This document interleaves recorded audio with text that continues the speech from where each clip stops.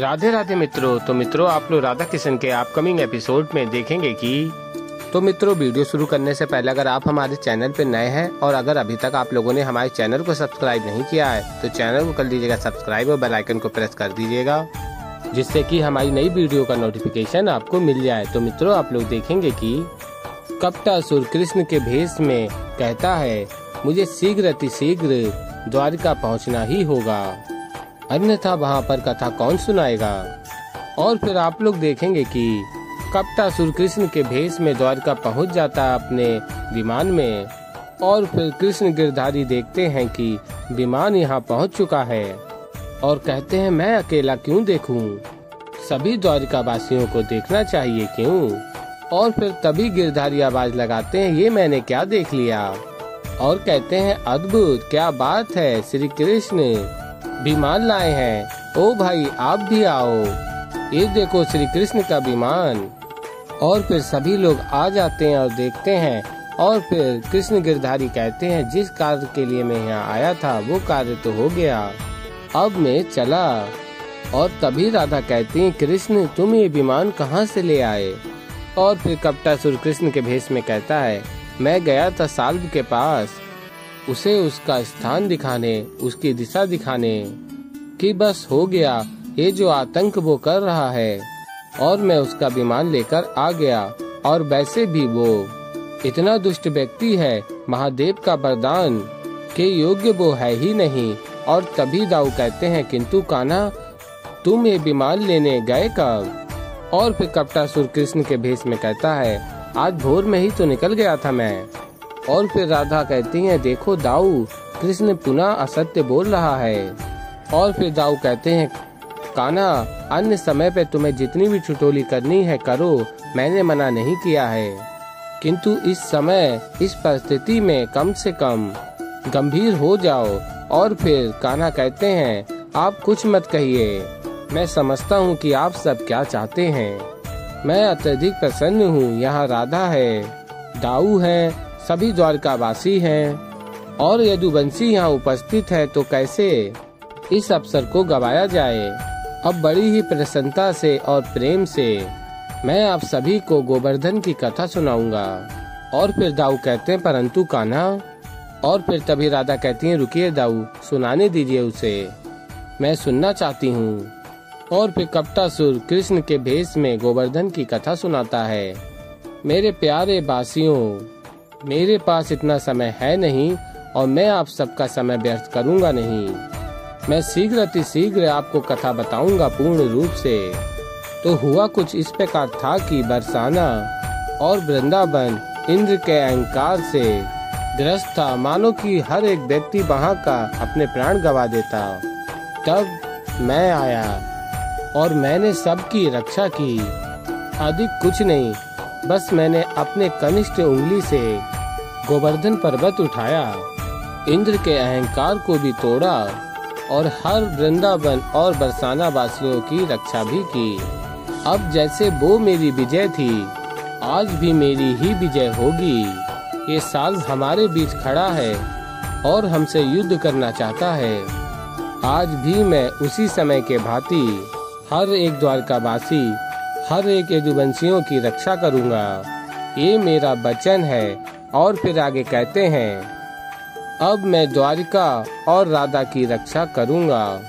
और इसी दायित्व को निभाने के लिए मैं गया साल्व के पास और ले आया उसका ये पुष्प विमान। ध्यान से देखिए इस पुष्प विमान को जो आप सबके समक्ष है।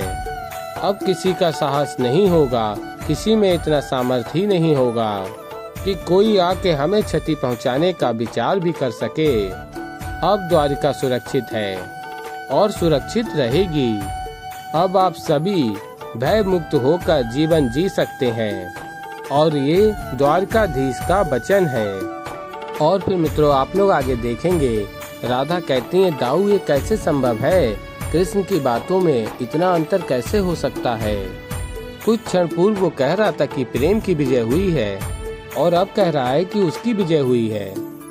दाऊ आज तक कृष्ण ने कभी भी खुद को जीत का महत्व नहीं दिया, तो आज कैसे वो जीत का अहंकार लेकर बैठा है। आज आकर्ष मात्र उसकी बातों में जीत का अहंकार क्यों है। और फिर तभी दाऊ कहते हैं यही तो मैं भी नहीं समझ पा रहा हूँ। और कहते हैं ऐसा प्रतीत हो रहा है कि जैसे ये हमारा कान्हा है ही नहीं। और फिर आगे आप लोग देखेंगे कपटासुर कृष्ण के भेष में कहता है अब राधा के समक्ष अपने पराक्रम का प्रदर्शन तो मैंने कर दिया है। अब राधा मुझे प्रेम करेगी, केवल प्रेम करेगी। और फिर आगे आप लोग देखेंगे मित्रों, असुर गुरु शुक्राचार्य साल से कहते हैं मैंने कहा था ना कि कपटासुर पे विश्वास मत करो, पर तुमने सुना नहीं। ले गया ना वो तुम्हारा विमान द्वारिका तुम्हारे शत्रु के समक्ष। और तभी साल्व कहता है उसका ये साहस कि वो मेरा पुष्पक विमान द्वारिका ले गया। और फिर असुर गुरु शुक्राचार्य कहते हैं कपटासुर है वो, अग्नि से खेलोगे तो वो तुम्हें भी जला सकती है।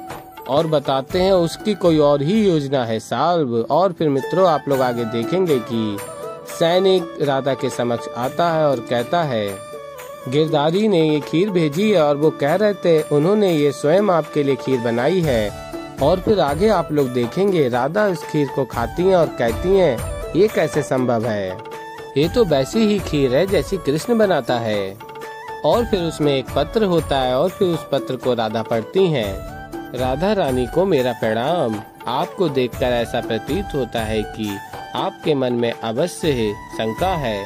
कोई जब भी आपके हृदय में कोई दुख हो तो अपने और कृष्ण के संगीत को स्मरण करना। वो संगीत जो राधा और कृष्ण के मिलने पर ही बज सकता है, वो धुन जिसे कोई अकेला बजा ही नहीं सकता। मैं वृंदावन का ग्वाला प्रेम के विषय में इतना ही जानता हूँ। और फिर आगे आप लोग देखेंगे राधा कहती हैं धन्यवाद गिरधारी, तुम्हारे इस पत्र ने मेरा मार्गदर्शन किया है। अब सारी शंकाएं मिटाने का समय आ गया है। और फिर आगे आप लोग देखेंगे कपटासुर कृष्ण के रूप में कहता है अब राधा मुझ में और कृष्ण में अंतर कर ही नहीं पाएगी। और फिर आगे आप लोग देखेंगे राधा को बांसुरी की आवाज सुननी है, कृष्ण से कहती हैं। और फिर कपटासुर कृष्ण के भेष में कहता है मुझे तो शुक्राचार्य की शक्तियाँ प्राप्त हैं, मैं तो किसी भी प्रकार की माया कर सकता हूँ, फिर ये बांसुरी क्या चीज है। और फिर कपटासुर कृष्ण के रूप में कहता है बस इतनी सी बात, देखना मैं आज ऐसी धुन बजाऊंगा कि तुम आज मंत्र मुक्त हो जाओगी। और फिर आप लोग देखेंगे कृष्ण उस बांसुरी को नहीं बजा पाते हैं। और फिर तभी राधा कहती हैं तुम बांसुरी क्यों नहीं बजा पा रहे हो। और तभी कृष्ण कहते हैं पता नहीं कदाचित ये बांसुरी ही खराब है राधे, और वैसे भी मेरा कंठ भी आज कुछ ठीक नहीं है। और फिर राधा कहती हैं ठीक है कृष्ण कोई बात नहीं, जब तुम्हारा कंठ ठीक हो जाए तब बजा लेना। और फिर आगे आप लोग देखेंगे राधा को बांसुरी की आवाज सुनाई देती है। और फिर राधा देखती हैं तो गिरधारी बांसुरी बजा रहा होता है। और तभी राधा कहती हैं कृष्ण। और फिर तभी गिरधारी कहता है हाँ राधे कृष्ण, राधा का कृष्ण, गोपियों का कृष्ण, वृंदावन का कृष्ण, गोकुल की गैयाओं का कृष्ण। और फिर आगे आप लोग देखेंगे कपटासुर कृष्ण के रूप में राधा को ढूंढ रहा होता है। और फिर आगे देखता है कि शाम गुरु शुक्राचार्य का यज्ञ कर रहा होता है।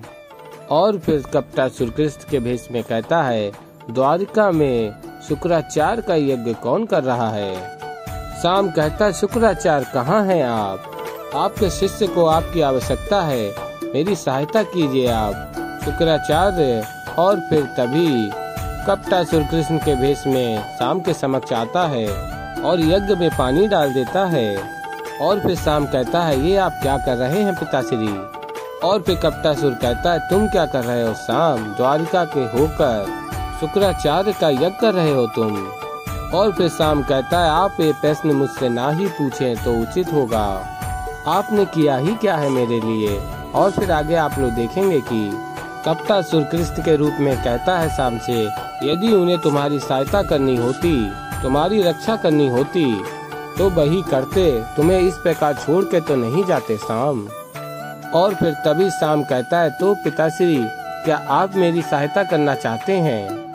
और फिर आप लोग आगे देखेंगे शाम स्मरण करता है कि मेरा ये संकट समाप्त होगा या नहीं, कहीं मेरा अंत इस स्त्री के रूप में ही तो नहीं हो जाएगा। तो ऐसे ही मित्रों आगे और भी बहुत कुछ देखने को मिलेगा आप लोगों को। तो अभी के लिए इतना ही, मैं मिलता हूँ जल्दी आप लोगों को एक नई वीडियो के साथ। तो तब तक के लिए राधे राधे।